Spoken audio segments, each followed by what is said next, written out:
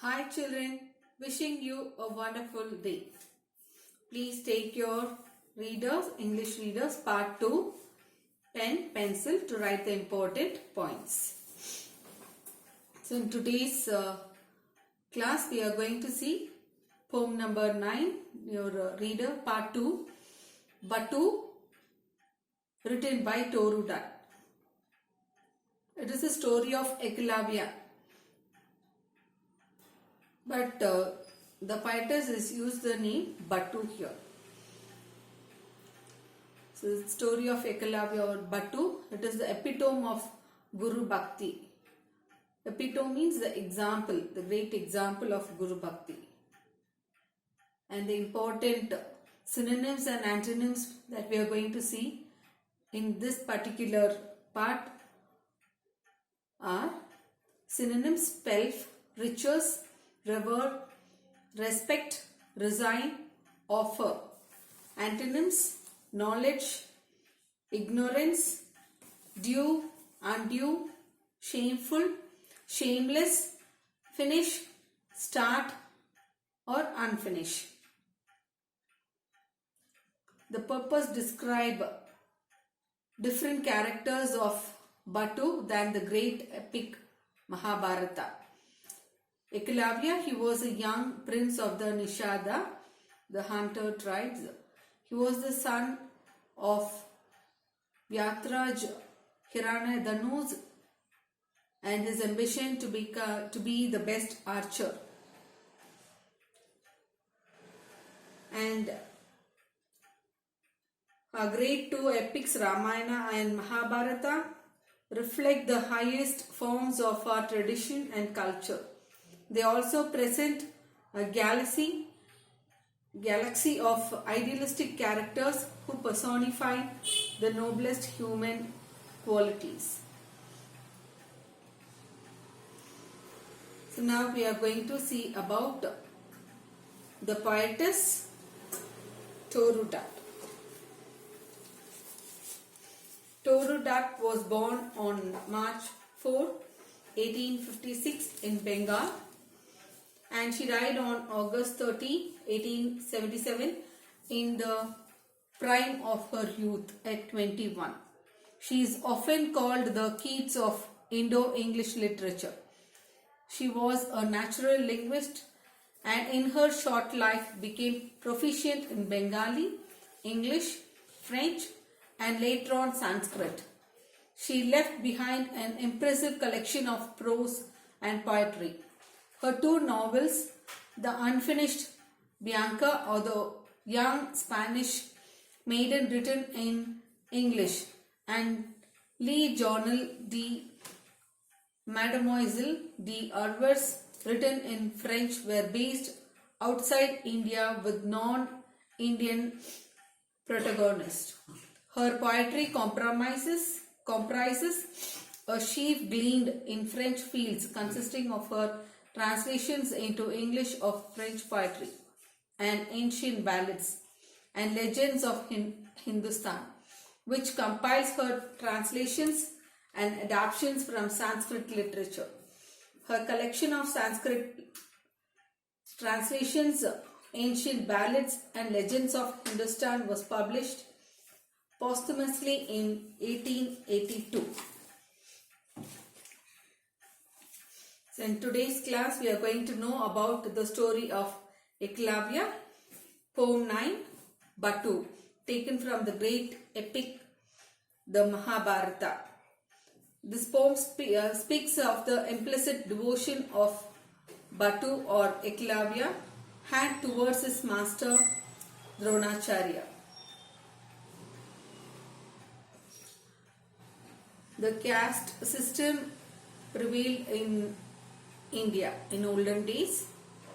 The highest ranked is Brahmin, next comes the Kshatriya, and then Vaishya, Shudra and Dalit. Batu, written by Toru Dutt, is a ballad on the legend of Eklavya. This extract is a part of the great epic, the Mahabharata. It tells the story of how a humble forest youth becomes a self-taught master archer after he was rejected and humiliated by the great teacher and warrior Dronacharya. Ekalavya was the son of tribal chief in the western part of the forest of Hastinapura, a tribal hunter, a Shudra, the lowest social community. So these are the Shudras.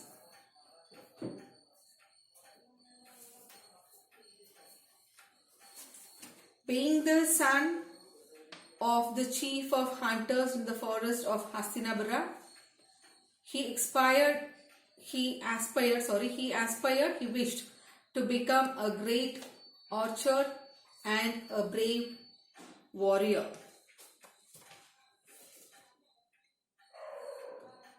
He expressed his desire to his father that he wanted to become an archer and become the disciple of the great Dronacharya, the Guru, the greatest teacher of the art of archery and the science of warfare in the kingdom. His father blessed and sent him on his way. Batu approached Dronacharya. He learned the science of archery, but Dronacharya refused to teach as Batu did not come from any illustrious family or race. Despite this snub, Batu retains his devotion towards his master. He did not develop any hatred towards his master. He made a statue of Dronacharya with mud. He practiced archery by himself in front of the statue. Every morning he would pray to the idol and practice throughout the day.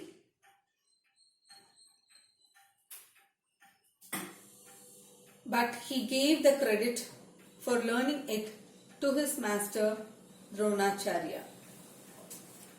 One day, while practicing, so here Dronacharya was the royal teacher of the Pandavas and the Kauravas of Hastinapura. So he approached Dronacharya, Batu approached Dronacharya and asked him to teach the art of archery. And Dronacharya refused, saying that he taught only the princes, and he asked him to go back. Ekalavya made the statue of Dronacharya. Guru Drona's refusal to Ekalavya. Guru Drona teaches only to princes. Indian caste and creed system where a talented person is not equally seen. Though he has impersonal purpose to learn archery and has also quality, but he can't because of his belongings. He did not belong to an illustrious family or race. Guru promised Arjuna that he becomes the best archer of the world. So it is partiality. One day, while practicing, Ekalavya was practicing in front of the statue of Dronacharya. A dog barking some distance away. A dog was started barking at some distance away. Its constant barking irritated Ekalavya, who fired 7 arrows in quick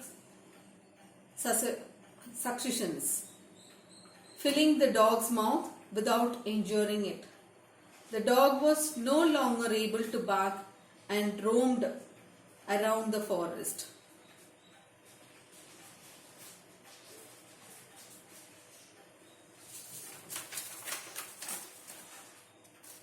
Thus roaming, the dog reached the Pandavas, who were practicing in the forest along with Guru Dronacharya. Drona was amazed to see such a feat, it means skill, of archery. He realized that only an extremely skilled archer could have done this. So they were wondering who might have shot the arrows. The princes were surprised.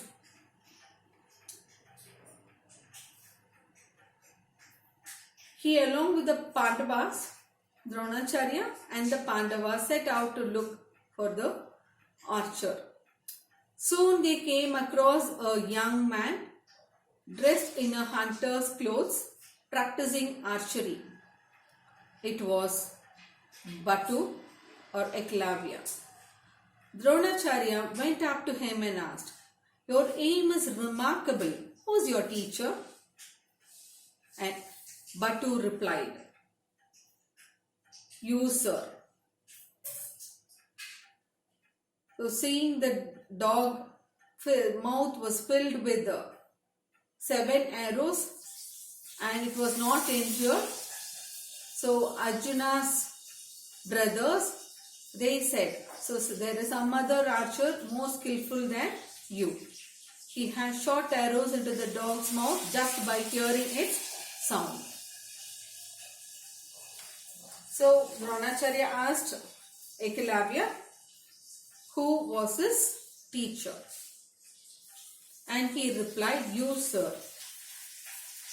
And the rhyme scheme used in the poem is AB, AB. The poem makes use of the dialogue form.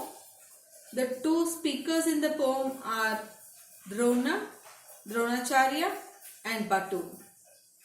Lines 1 to 8 are spoken by Batu.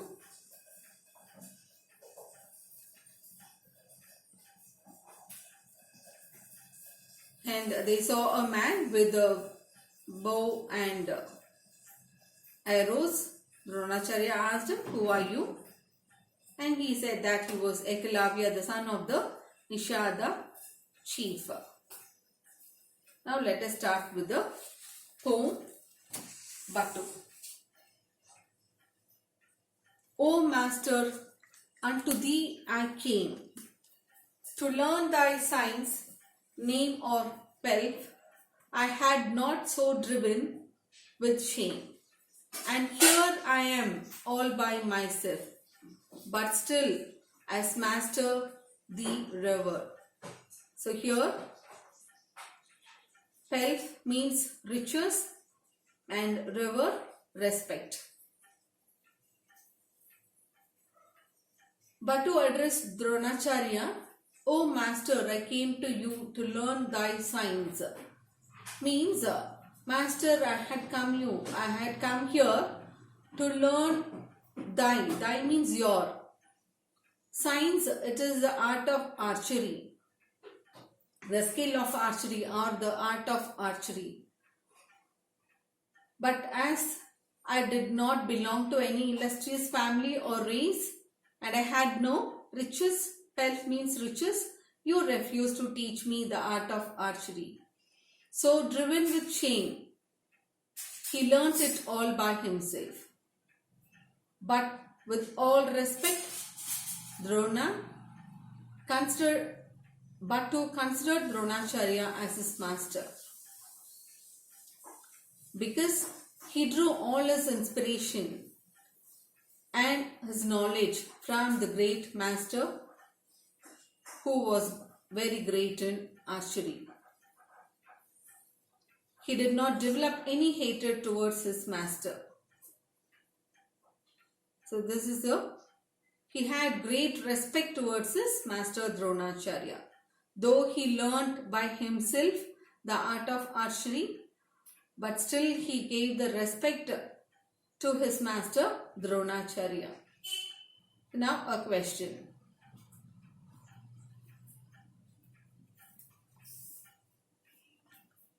From whom did he derive the art of archery? He derived the art of archery from Dronacharya. And what is the meaning of thy signs?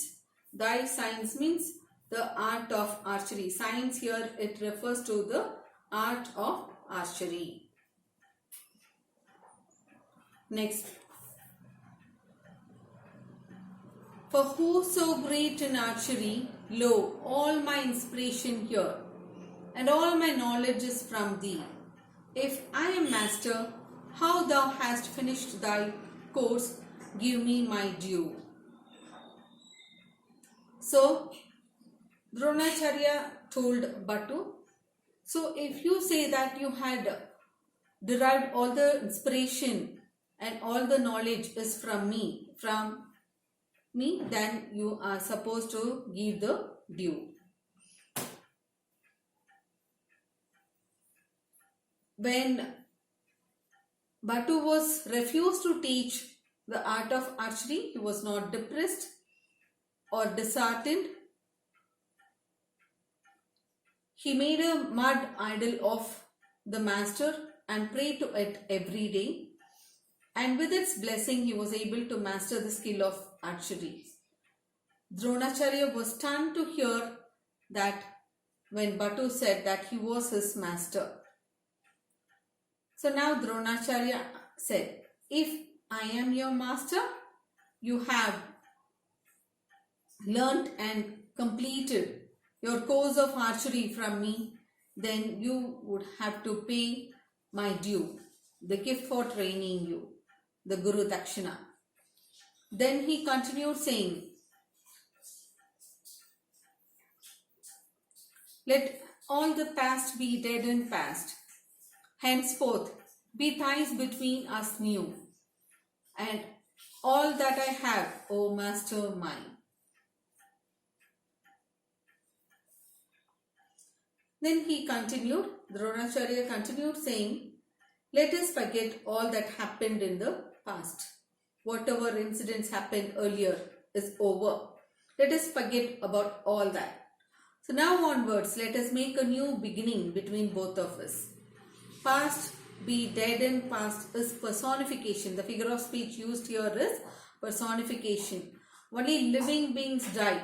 But Drona says those incidents let us consider to be as dead thoughts. And this let all the past be dead and past, henceforth be ties between us new. This was asked in last year question paper 2020 in reference to context. So what is the figure of speech used here? It is personification. And why did Drona ask for the due? Because Batu learnt and completed the course of archery from Dronacharya. He made an idol with mud and he learnt in front of it. So he asked for the due. So Dronacharya asked Batu for the due for training him, the Guru Dakshina.